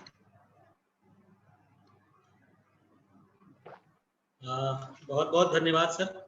आपने हमारे इस कार्यक्रम में एक नया अध्याय जोड़ा आज के अपने व्याख्यान के द्वारा। अब तक हम लोग बने बनाए शिक्षा के जो अधिगम हैं या तकनीकी स्तर पर नई खोजों के बाद उनमें जो परिवर्तन की प्रक्रिया शुरू हुई है उसके संदर्भ में लगातार बातचीत करते रहे। लेकिन ये हमारा पहला सत्र है जो विशेष रूप से भारतीय ज्ञान परंपरा का नई शिक्षा नीति के साथ क्या समायोजन हो रहा है और उस क्रम में हम शिक्षकों को, अध्यापकों को, शोधार्थियों को किस नए नजरिए से देखना चाहिए शिक्षण पद्धति को, उसकी तरफ आपने इशारा किया और आपने एक कुछ गहरी चिंताएं जाहिर की हैं, व्यक्त की हैं, हमारे सामने रखी है, जो लंबे समय से बात विचार होती रही है, जिसमें जो पहली बात आपने कही कि भारतीय विश्वविद्यालयों के अध्ययन अध्यापन में भारतीय तत्व गायब होता रहा है लगातार, और यह भारतीय तत्व या इस भारतीय तत्व की पहचान आपने भाषा के संदर्भ में, सामाजिक संदर्भ में और ज्ञान निर्माण की प्रक्रिया और प्रसार के संदर्भ में की, और बताया कि कैसे अगर आपने अपने समाज को या पूरे राष्ट्र को अपनी ही भाषा से लगातार वंचित रखा है, देश की आजादी के 75 साल के बावजूद अगर एक भाषाई आजादी आपने समाज को नहीं दी अध्ययन, अध्यापन, शिक्षण, मनन, चिंतन के क्षेत्र में, तो ज्ञान का कितना बड़ा परिसर था जो विकसित हो सकता था, जिसके प्रांगण में आज भारतीय बुद्धि नई नई रचनाएं कर सकती थी, तो उससे लगातार हम वंचित रहे। आपने बहुत ध्यान दिलाया कि आज भी भारत की 95% आबादी अपनी भारतीय भाषाओं में ही जीती, समझती, जानती, बूझती है। 5% आबादी शिक्षा के क्षेत्र में विशेष अनुभव और ज्ञान अर्जित करके ज्ञान निर्माण की प्रक्रिया से जुड़े हुए, क्योंकि शोध की भाषा अंततः व्यापक स्तर पर अंग्रेजी ही मौजूद है, तो ज्ञान निर्माण की प्रक्रिया में लगभग 95% आबादी वंचित रहती है, पिछले 75 सालों से रही है। मुझे लगता है कि आपकी बातें बहुत सारे अर्थों में कहीं ना कहीं सही और सार्थक प्रतीत होती है, जब हम आसपास के पड़ोसी देशों को देखते हैं, दक्षिण कोरिया, जापान, चाइना, फिर और देश हैं जैसे जर्मनी, इटली, फ्रांस आदि, जो छोटे देश हैं, आकार में छोटे देश हैं, आबादी के लिहाज से छोटे देश हैं, भाषा बोलने वालों संख्या के लिहाज से छोटे देश हैं, लेकिन कहीं ना कहीं शोध, अनुसंधान और दुनिया को कुछ नया देने के मामले में भारत से बहुत आगे हैं। तो ऐसा क्या है कि वो भारत से बहुत आगे हैं? और आपने ठीक याद दिलाया, इसकी खास वजह यही है कि वहां जो ज्ञान, शोध और निर्माण की प्रक्रिया चल रही है वो अपनी भाषा में और अपने सामाजिक संदर्भों में चलती है। इसलिए नई नई बातों की खोज के लिए जगह ज्यादा है, नई नई बातें सामने आती हैं और रिसर्च की प्रक्रिया से गुजरते हुए दुनिया के सामने में नए अनुसंधान के साथ पेश होती है। तो इस संदर्भ में आपकी चिंता गहरी है और आपने एक बड़ा अच्छा उदाहरण दिया कि DS कोठारी साहब ने हिस्ट्री ऑफ साइंस की एक संकल्पना रखी और उम्मीद की कि इसे जो भारतीय विज्ञान का इतिहास है उसे पढ़ाया जाए, और उस प्रस्तावना के साथ एक अच्छा मजाक हुआ कि वेस्टर्न हिस्ट्री ऑफ साइंस की पढ़ाई होने लग गई। ऐसा इसलिए शायद हुआ होगा क्योंकि भारतीय भाषा में या भारतीय विज्ञान की जो परंपरा है उसका गहरा शोध और परिणाम हमारे सामने उपलब्ध नहीं रहा होगा, और न उस संदर्भ में कोई प्रयास किया गया होगा, और परिणाम स्वरूप आपने जैसा बताया वैसा हुआ। आपने बहुत बारीकी से इस तरफ भी इशारा किया है कि आखिर क्यों भारतीय ज्ञान परंपरा का सन्निवेश होना चाहिए, और उसके लिए आपने बताया कि पहली बात तो ये कि जो भारतीय ज्ञान परंपरा है वो भारतीय भाषाओं में अर्जित और निर्मित है, विकसित है और आज भी हमारे बीच मौजूद है। दूसरा आपने बताया कि उनका निर्माण भारतीय सामाजिक सांस्कृतिक संदर्भों में हुआ है, इसलिए उनको महसूस करना, उनको समझना और उस प्रक्रिया से निकल के नई चीजों का निर्माण करना एक सुलभ बात हो सकती है। और तीसरी बात आपने बताई कि भारतीय समाज मूलतः, आपने सामाजिक धारणा का भी एक बड़ा निराकरण किया है, भारतीय समाज मूलतः कारीगर समाज वो समाज रहा है जिसने अपने व्यावहारिक ज्ञान के आधार पर भारतीय समाज में नई नई चीजों का निर्माण किया, और फिर आपने बताया कि कैसे वैश्विक स्तर पर उसका प्रसार हुआ, जिसमें मध्य एशिया से लेकर पश्चिम एशिया और रसिया के तट तक जो है आपने इशारा किया कि कैसे चीजें पहुंचती थी भारतीय ज्ञान विज्ञान के निर्माण के परिणाम स्वरूप, और उसका एक वैश्विक व्यापार होता था। प्राचीन भारत में वह व्यापार दुनिया के व्यापार में सबसे बड़ा हिस्सा रखता था, और 17वीं शताब्दी तक आपने इशारा किया कि 17वीं शताब्दी तक भारत इस भूमिका में था। लेकिन जब से अंग्रेजी का वर्चस्व हुआ है और जो यूरोसेंट्रिक ज्ञान नॉलेज सिस्टम है उसको हमने अधिकृत रूप से स्वीकार कर लिया, अपने भारतीय परंपरा को हमने थोड़ा सा दरकिनार किया, तब से लेकर आज तक हम नया देने के क्षेत्र में बहुत हद तक उतनी सफलता हासिल नहीं कर पाए जिससे दुनिया भारत की तरफ अपेक्षा की निगाह से देख रही है। और इस संदर्भ में फिर आपने आग्रह किया कि जो हमारे नए शिक्षक वर्ग हैं, नवाचारी लोग हैं, उनसे आपने आग्रह किया कि भारतीय ज्ञान विज्ञान परंपरा को ढूंढकर उन्हें संरक्षण देने की कोशिश करें, और आज के भाषा वैज्ञानिक और सांस्कृतिक तकनीकी खोज के संदर्भ में उन्हें नए रूप में आगे बढ़ाने की कोशिश करें। इस संदर्भ में आपके व्याख्यान बहुत ही महत्वपूर्ण है, और ये सुखद संयोग है कि आपसे हम लोगों ने इस तरह से व्यापक अर्थों में भारतीय ज्ञान परंपरा के संदर्भ में बातें सुनी और जानी। आपके व्याख्यान के बाद मित्रों ने कमेंट भी किए हैं, क्वेश्चंस भी रखी है, जिज्ञासाएं भी रखी है, मैं कुछ आप लोग के सामने रखना चाहूंगा, आपकी आज्ञा हो तो। जी जरूर सर, एक गोपाल कुमार जी हैं, हमारे सहभागी मित्र हैं, उन्होंने भाषा के संदर्भ में एक प्रश्न आपके सामने रखने की कोशिश की है, टिप्पणी के साथ मैं आपके सामने रखना चाहूंगा। वो कहते हैं कि हर भाषा की अपनी कुछ विशेषताएं होती हैं तो कुछ कमियां भी होती हैं, जैसे अंग्रेजी में घ, छ, झ, त, ध आदि उच्चारण नहीं है, रूसी भाषा में ट उच्चारण नहीं है, जापानी भाषा में ल उच्चारण नहीं है, असमिया में च उच्चारण नहीं है, तमिल में भी कुछ उच्चारण नहीं है, साथ ही बांग्ला और मलयालम में स्त्रीलिंग पुल्लिंग का भेद नहीं है, मराठी में संस्कृत के तरह 3 लिंग होते हैं। ऐसे में किसी दूसरी भाषा को सीखने में विद्यार्थी को जो उच्चारण एवं व्याकरण संबंधी परेशानियां आती हैं उनका समाधान कैसे किया जा सकता है? देखिए, ये तो बहुत आसान काम है। जो भाषा सीखनी है आपको, उसकी जो विशेषताएं हैं या कमियां हैं उसके साथ ही उसको आपको स्वीकार करना चाहिए। ये विषय गांधी जी के सामने भी आया था कि भारतीय भाषाओं में वो सामर्थ्य नहीं है कि वो ज्ञान विज्ञान की भाषा बन सके। तो गांधी जी ने बहुत अच्छी टिप्पणी उस पर की थी कि अगर कोई भाषा अक्षम या सक्षम होती है वो उस समाज के बुद्धिजीवियों पर निर्भर करती है। मुझे याद है, मैं जब आसाम में काम करता था आज से 25-26 साल पहले, उनके भाषा संस्कृति के लिए आंदोलन राजघाट से बैठ के हम लोग करते थे। तो वहां पर हम देखते थे कि एक कांगला का साम्राज्य था 19वीं शताब्दी में आसाम में। असमिया अस्मिता ने अपना आंदोलन चलाया और वहां के बुद्धिजीवियों ने, साहित्यकारों ने इतना साहित्य लिख दिया, असमिया भाषा को विकसित किया। जब हम लोगों ने कोंकणी भाषा को 8th शेड्यूल में हम लाए तो हमारे संप्रदाय के आश्रम के रविंद्र केलेकर ज्ञानपीठ अवार्डी कोंकणी भाषा के थे, तो उन्होंने उस भाषा को साहित्यिक रूप से विकसित करने के लिए सारे प्राचीन साहित्य और नए साहित्य का निर्माण कर दिया। तो कोई भाषा कम नहीं है, क्योंकि जैसे मेरी माँ सबसे सुंदर, सबसे अच्छी है, ऐसे ही जिस व्यक्ति की जो भाषा है, मातृभाषा है, वो उसको उतनी ही प्रिय और आदरणीय है। अब जब हमने बोडो भाषा में मैंने काम किया, आंदोलन किया, तो कुछ विशेष बोडो की ध्वनियां थी जिसके लिए नागरी लिपि में कोई वर्ण नहीं था। तो कई बैठक हुई हमारी CSCT में, और हमने कहा कि नहीं है तो एक नया वर्ण निर्माण कर देते हैं, इसमें क्या दिक्कत है।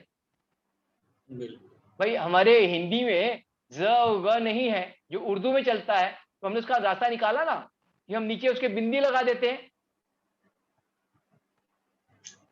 अगर किसी भाषा में ल नहीं है, कोई नहीं, हम रा से काम चला लेंगे, ल का हमें मतलब आवश्यकता ही नहीं है। तो भाषा कोई कमजोर नहीं होती है, कमजोर होती है केवल हमारी मानसिकता। जी सर, एक गोपाल जी का ही दूसरा प्रश्न है सर, जो अभी आपने कहा कि भाषा कोई कमजोर नहीं होती और कमजोर होती है तो मानसिकता। तो जो यूरोपीय मानसिकता रही है कि यूरोप को श्रेष्ठ साबित किया जाए हर मामले में, संदर्भ कोई भी हो, उसी संदर्भ में एक प्रश्न उन्होंने रखा कि रामविलास शर्मा ने सिंधु घाटी सभ्यता को सरस्वती नदी के नाम पर सारस्वत सभ्यता का नाम दिया है। उन्होंने अपने कई साक्षात्कारों में इस बात पर जोर दिया है कि सिंधु घाटी सभ्यता या हड़प्पा सभ्यता वास्तव में आर्यों की ही पूर्ववर्ती सभ्यता है। अंग्रेजों ने पहले तो भारतीयों को कमतर दिखाने के लिए यह कहा कि यहाँ कोई सभ्यता थी ही नहीं, लेकिन जब हड़प्पा सभ्यता की खोज हुई तो अंग्रेजों ने आर्यों के आक्रमण की थियोरी गढ़ी। रामविलास जी ने आर्यों को भारतीय मानते हैं और कहते हैं कि आर्यों के बाहरी होने का सिद्धांत अंग्रेजों ने यूरोपियों को श्रेष्ठ सिद्ध करने के उद्देश्य से गढ़ दिया। इस विषय में आपकी क्या राय है? बिल्कुल सही है। अगर मेरे जीवन में नामवर सिंह जी मेरे गुरुजी हैं, तो मेरे लिए रामविलास शर्मा गुरुदेव हैं। मैंने उनका पूरा साहित्य पढ़ के ही अपनी धारणाओं को सुदृढ़ किया है। रामविलास एक ऐसा महापुरुष है जो मार्क्सवादी दृष्टिकोण से चिंतन करते हुए भी सत्य को उजागर करता है। उन्होंने भारतीय भाषा विज्ञान को जो एक दृष्टि दी है और इंडो यूरोपियन जो एक आर्टिफिशियल मूल भारतीय भाषा का निर्माण करके पाश्चात्य भाषा वैज्ञानिकों ने, संस्कृत जो विदेशी स्कॉलर थे, उन्होंने जो एक आर्टिफिशियल लैंग्वेज बनाने की कोशिश की, उसका खंडन किया है। और दूसरी बात जो गोपाल जी आप कह रहे हैं बिल्कुल सही है कि आज तक जो इतिहास पढ़ाया जा रहा है वो यूरोसेंट्रिक, जितने इतिहास के प्रोफेसर्स हैं, चाहे JNU को जो दिल्ली यूनिवर्सिटी के हों, इन लोगों ने मार्क्सवादी दृष्टि से उस यूरोसेंट्रिक थॉट को यहाँ विकसित किया है। क्योंकि भारत जो है सिंधु सभ्यता वाला देश नहीं है, ये वैदिक समाज है, वैदिक सभ्यता है। और इस चीज को, इस तथ्य को भाषा विज्ञान के आधार पर रामविलास जी ने अच्छी तरह से स्थापित किया है। और दूसरा विषय जो है जो उनका है कि ये सरस्वती, क्योंकि हमारे सारे शास्त्र कह रहे हैं, वेद कह रहे हैं कि सरस्वती नदी के तट पर हमारी वैदिक सभ्यता का विकास हुआ है। अब जैसे कि जिस समय ये सरस्वती सभ्यता की बात कर रहे हैं रामविलास जी, उससे कुछ साल पहले 69 में हमारे राष्ट्रवादी जो आर्कियोलॉजिस्ट थे बीबी लाल ने 69 में गुजरात सरस्वती नदी के तट पे कलिबंगन में खुदाई करी। और कलिबंगन की खुदाई में पहली बार जो है यज्ञ के अवशेष प्राप्त हुए। और उन यज्ञ के अवशेष को और वो 8000 BC के थे वो, जिससे कि आर्य आक्रमण सिद्धांत या बाहर से आर्यों के आने का जो सिद्धांत था पूरी तरह से खंडित हो गया। हुआ क्या कि आजादी से पहले सिंधु घाटी या पाकिस्तान जो हमारा भारत था वहां पर खुदाई हुई थी, और आजादी के बाद आर्कियोलॉजिकल सर्वे ऑफ इंडिया ने बीबी लाल के नेतृत्व में ये मानकर कि भारतीय वैदिक सभ्यता संस्कृति सरस्वती नदी के तट पर विकसित हुई है, तो उन्होंने सरस्वती नदी के तट पे खुदाई शुरू कर दी। हरियाणा, राजस्थान, गुजरात और सिंध तक जो खुदाई की गई उसमें सारे में एक ही तथ्य प्राप्त हुआ कि इस भारतीय समाज के वैदिक स्वरूप का या वैदिक सभ्यता के विकास के विभिन्न चरणों का और बिंदुओं का हमें आर्कियोलॉजिकल अप्रूव्ड इतिहास प्राप्त हो गया। मेरा विषय है इसलिए मैं इसको बहुत सुदृढ़ रूप से कहता हूं, मगर उन तथ्यों के आधार पे प्राचीन भारत का इतिहास इस भारतीय समाज को नहीं दिया गया जो देशद्रोह की श्रेणी में आता है। रामविलास जी हमको इस देशद्रोह से उभरने का एक आधार प्रदान करते हैं, वैचारिक आधार प्रदान करते हैं। जी सर, बहुत बहुत धन्यवाद सर। सर, एक भुवनेश शर्मा जी का प्रश्न है, लगभग वो नई शिक्षा नीति में जो आधुनिक भारतीय भाषाओं के बारे में बात की गई है उसके संदर्भ में है। उनका प्रश्न है, how we can motivate our students to learn other language while only English and Hindi language facilities mostly we have in our institutions। देखिए, ऐसा है कि जब कोठारी कमीशन आया था तो कोठारी कमीशन ने पहली बार देश को एक त्रिभाषा फार्मूला दिया था, और त्रिभाषा फार्मूले का उद्देश्य यही था। उसके लिए ही मैसूर में सेंट्रल इंस्टीट्यूट ऑफ लैंग्वेजेस बनाई गई, जहां पर मेरे खुद के बड़े भाई जो स्कूल टीचर थे दिल्ली में, वो दिल्ली प्रशासन के द्वारा मैसूर में तमिल भाषा को सीखने के लिए उनको भेजा गया था कि आप हिंदी के टीचर हैं तो आप तमिल भाषा सीख कर आइए और यहाँ के बच्चों को तमिल भी पढ़ाइए। और इस शिक्षा नीति में भी कहा गया है कि त्रिभाषा फार्मूले को ईमानदारी से लागू किया जाए।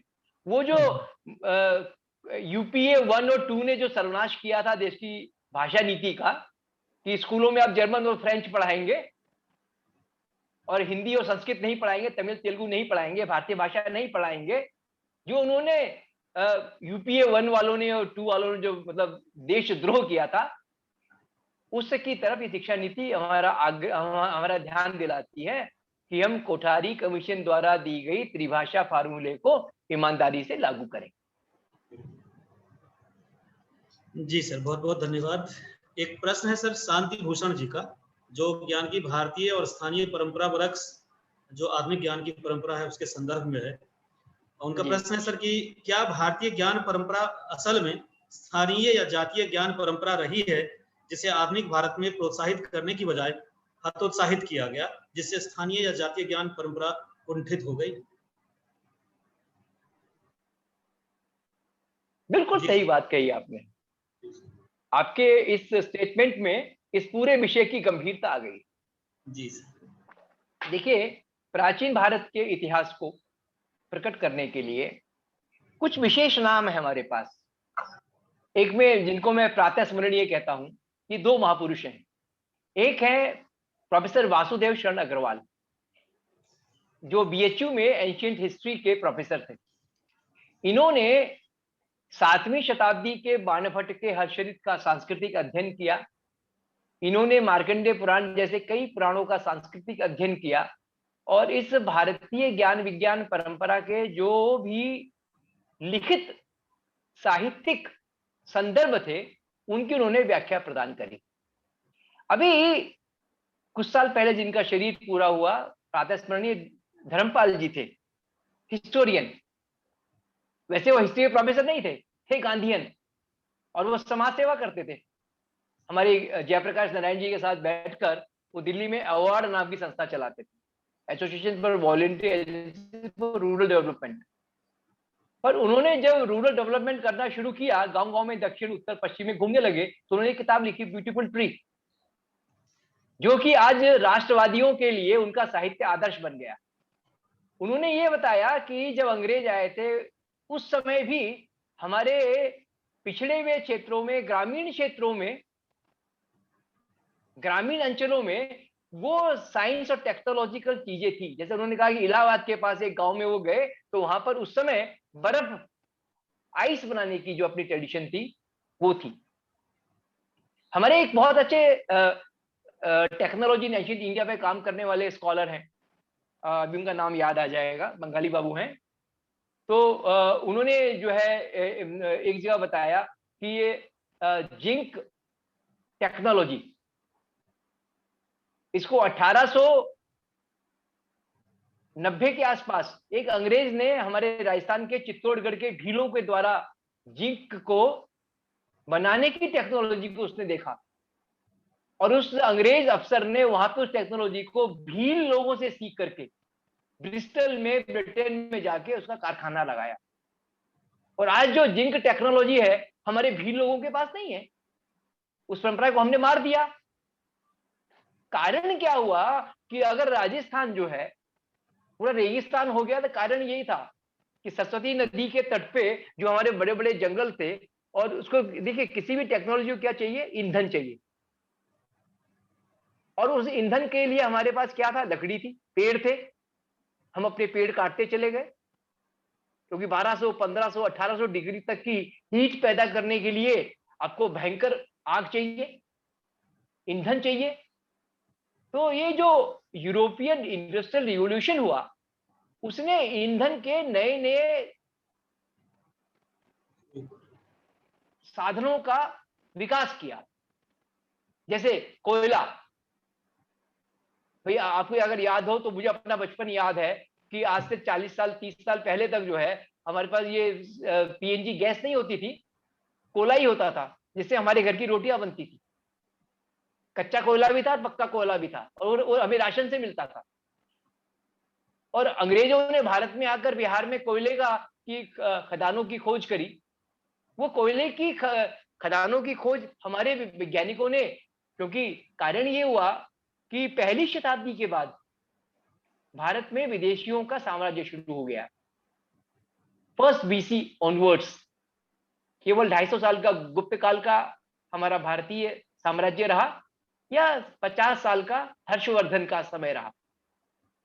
और उस समय जो डॉक्यूमेंटेशन हुआ वो हमारी साइंस और टेक्नोलॉजी को पूरी तरह से बताता है, जिसको वादरचंद अग्रवाल ने अपने यहां डॉक्यूमेंटेड किया।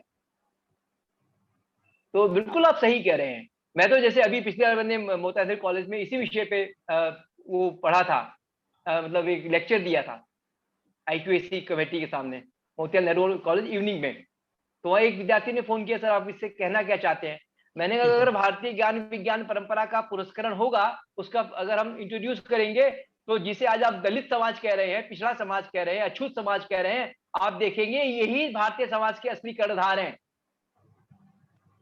क्योंकि जब आपको आर्किटेक्चरल साइंस के बारे में बात करनी पड़ेगी, तो आपको हमारे जो ये क्या नाम है कारीगर हैं, और जाति की किस जाति के हैं, कोई क्या नाम है कोली जाति का है, कोई बैरवा जाति का है, जो मकान बनाने के राज होते हैं, कारीगर होते हैं, आपको उनके यहाँ मिलेगी ये टेक्नोलॉजी जो परंपरागत ज्ञान है। अगर आपको लोहे की गलाने की बनाने की टेक्नोलॉजी अगर आपको मिलेगी, तो उन लोहार गड़ीरिया के पास मिलेगी, ये आपको लोहारों के पास मिलेगी। तो बिल्कुल सही है ये। अगर आप भारतीय ज्ञान विज्ञान परंपरा को, जो कि फर्स्ट बीसी ऑनवर्ड्स इस देश में विदेशी आक्रांताओं ने, विदेशी शासकों ने हमारी उस, क्योंकि कारीगर को क्या चाहिए, कारीगर को चाहिए राज्य का संरक्षण, राज्य का प्रोत्साहन, राज्य के स्पेशल पैकेज। आज तो आप यही कर रहे हैं, SEZ बना रहे हैं ना, स्पेशल इकोनॉमिक जोन बना के आप अलग अलग टेक्नोलॉजी के लिए पार्क बना के उनको कह रही है तुम्हें 20 साल तक टैक्स नहीं देंगे, सेल टैक्स नहीं देना, तुम उनको प्रोत्साहन मिलता है। मगर पूरे 2100 साल तक इस हिंदुस्तान के समाज को, इस कारीगर समाज को संरक्षण और प्रोत्साहन देने वाली कोई राज्य व्यवस्था नहीं थी, अब आज भी नहीं है। इसलिए हमारी कारीगरी समाप्त हो गई, और हम कहते हैं हम विश्व गुरु बनेंगे, ऐसी की तैसी तुम्हारी। क्योंकि हम विश्व गुरु, हाँ हम विश्व गुरु टेक्नोलॉजी के हैं, हमारे कारीगर हैं जी सर। और आप दूसरा तथ्य और ध्यान रखिएगा कि राज्य के संरक्षण की तलाश में ही हिंदुस्तान के कारीगरों ने धर्मांतरण किया है। जितना मुस्लिम धर्मांतरण हुआ है इस हिंदुस्तान में वो कारीगरों का हुआ है। आज भी आपको जितने लकड़ी के, लोहे के, पत्थर के कारीगर हैं जो मुसलमान बन गए हैं, वो सिर्फ राज्य के संरक्षण के लालसा में धर्मांतरण करके बैठे हैं बेचारे। वो मन से धर्मांतरण करके नहीं बैठे थे, क्योंकि उनके लिए जीवन मरण का प्रश्न था। अपनी परंपरागत ज्ञान विज्ञान को बचाने की उनकी तड़प थी।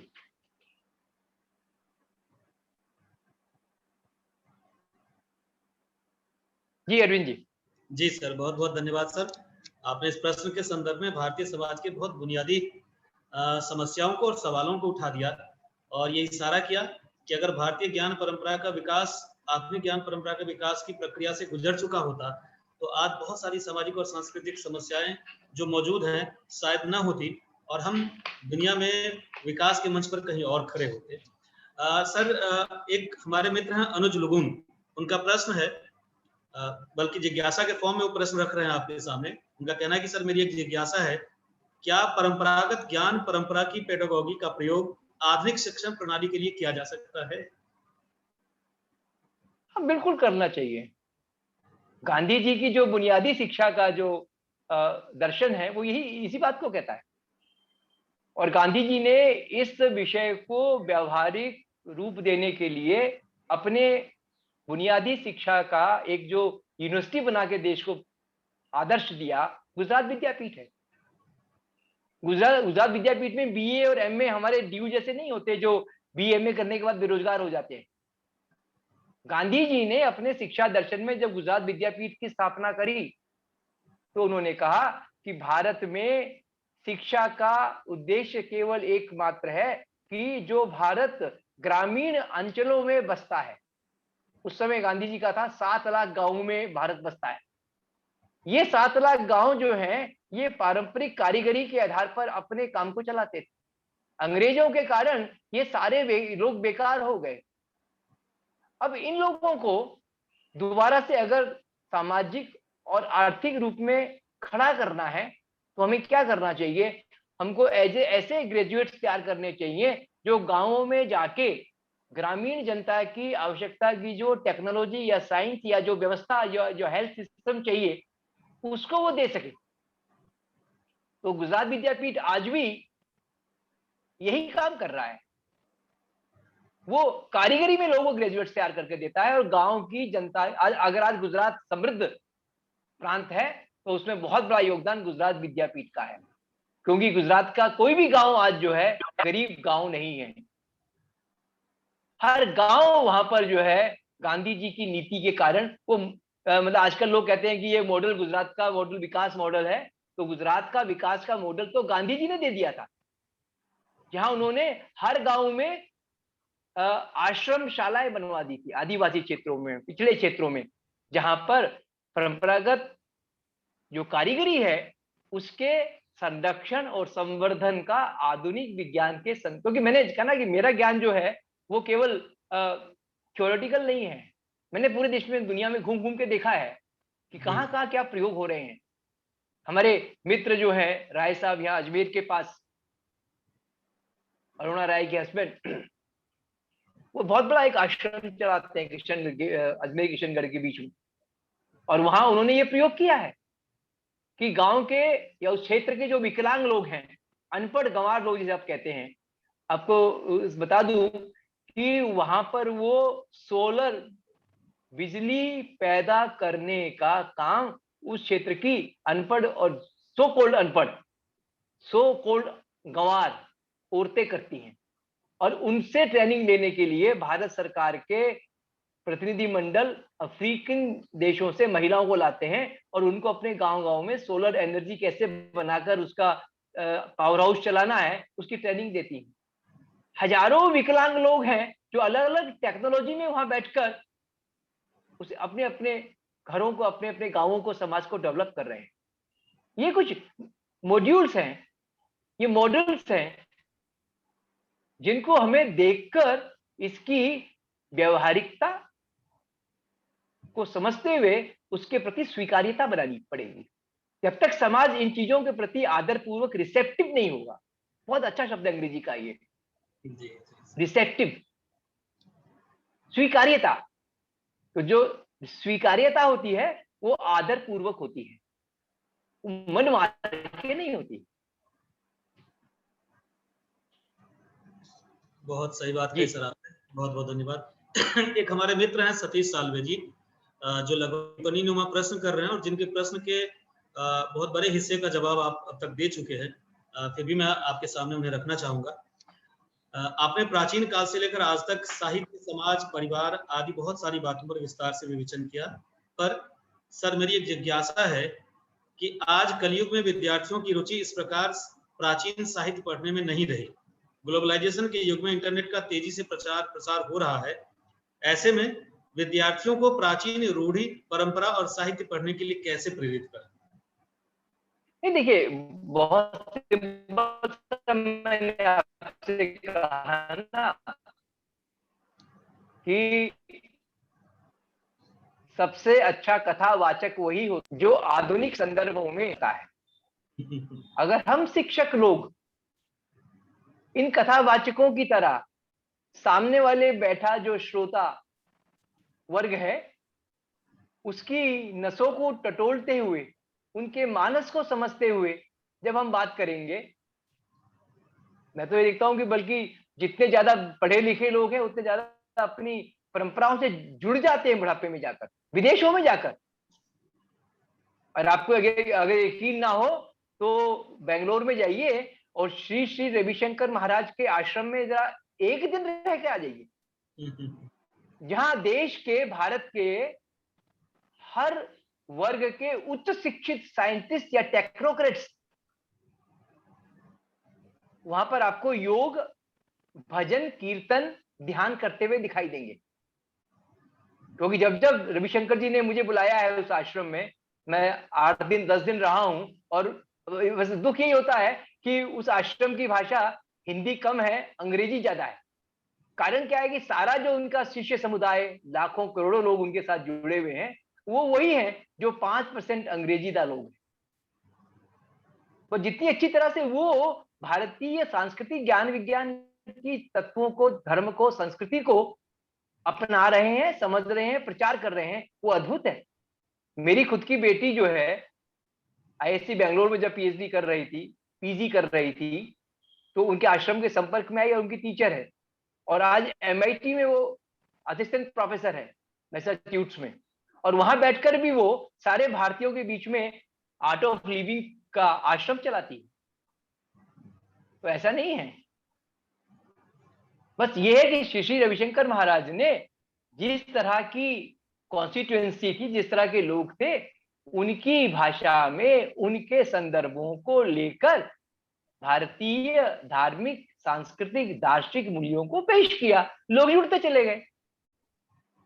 हमारे यही मोतीलाल नेहरू कॉलेज के प्रोफेसर पवन सिन्हा है, वो अपना एक यहाँ गाजियाबाद के पास पवन चिंतन धारा आश्रम चलाते हैं, उनके साथ हजारों युवक जुड़े हुए हैं पूरे देश में, और जगह जगह वो जो है धर्म और दर्शन और संस्कृति को लेके बहुत अच्छा काम कर रहे हैं। तो ऐसा नहीं है कि आज की युवा पीढ़ी जो है वो भारत विमुख या भारतीय संस्कृति विमुख है, वो जुड़ना चाहती है।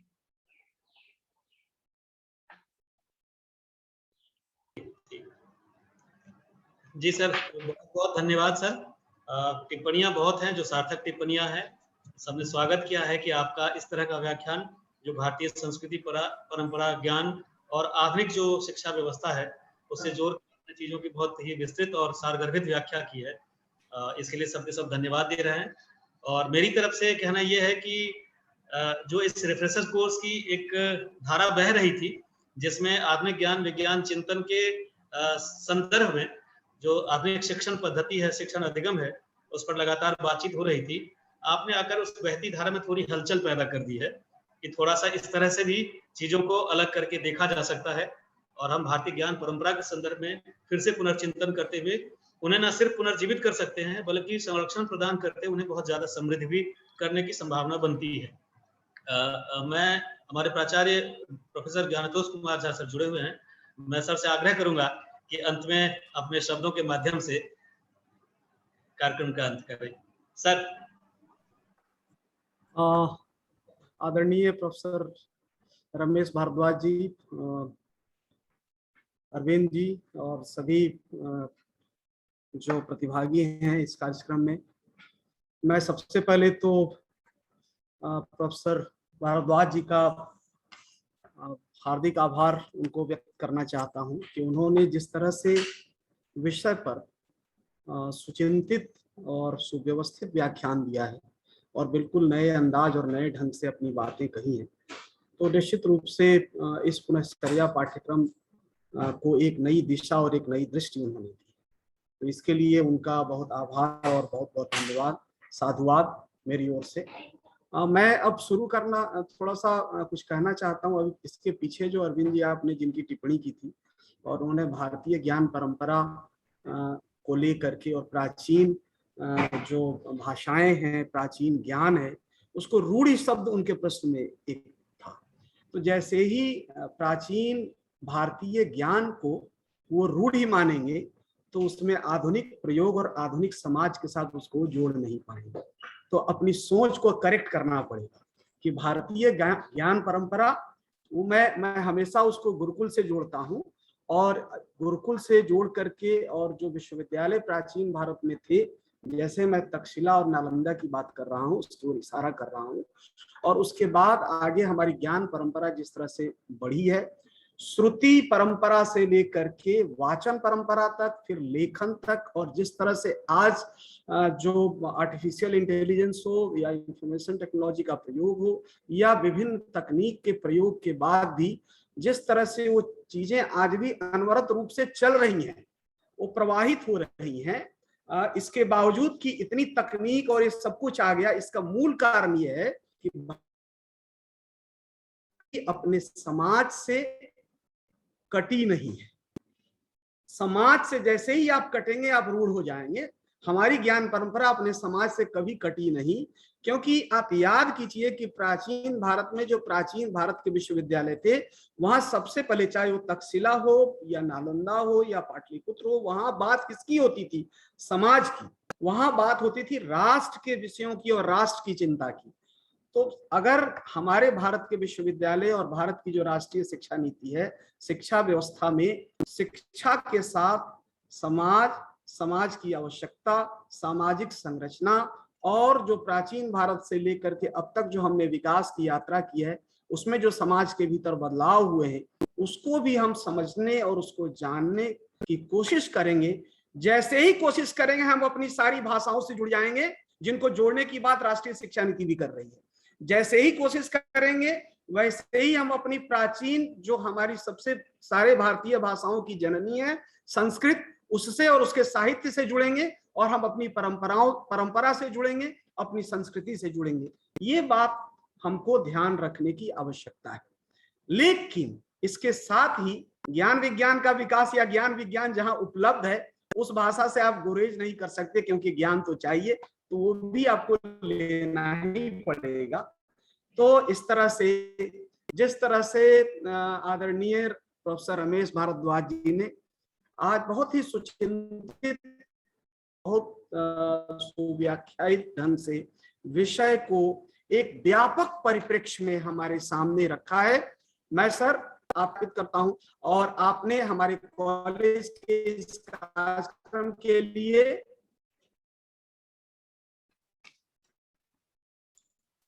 अरविंद जी, सर बहुत बहुत धन्यवाद आपका। जी सर, आपका बहुत बहुत धन्यवाद। मेरी आवाज जा रही है? हाँ अरविंद जी, मेरी आवाज शायद बीच में चली गई थी, रुक गई थी सर, रुक गई थी। हाँ रुक गई थी। तो मैं अंत में आदरणीय प्रोफेसर रमेश भारद्वाज जी का आभार व्यक्त करना चाहता हूं कि उन्होंने जिस तरीके से अपनी बात रखी, हमारे इस कार्यक्रम के लिए समय निकाला। वो बहुत व्यस्त रहते हैं, गांधी प्रतिष्ठान से लेकर के विभाग और विश्वविद्यालय, तो लगातार उनकी गतिशीलता और क्रियाशीलता रहती है। तो आपने समय दिया, इसके लिए बहुत बहुत धन्यवाद आपका, बहुत बहुत आभार, बहुत बहुत धन्यवाद सर। आपका भी बहुत बहुत धन्यवाद सर। अरविंद, आप इसको समापन कर दें। सर पुनः आपका बहुत बहुत हृदय से आभार। और IQAC आत्माराम सनातन धर्म कॉलेज की तरफ से IQAC आत्माराम सनातन धर्म कॉलेज आयोजन समिति प्रोफेसर डॉक्टर विनीता तुली मैम की तरफ से पुनः आप सबका बहुत बहुत धन्यवाद।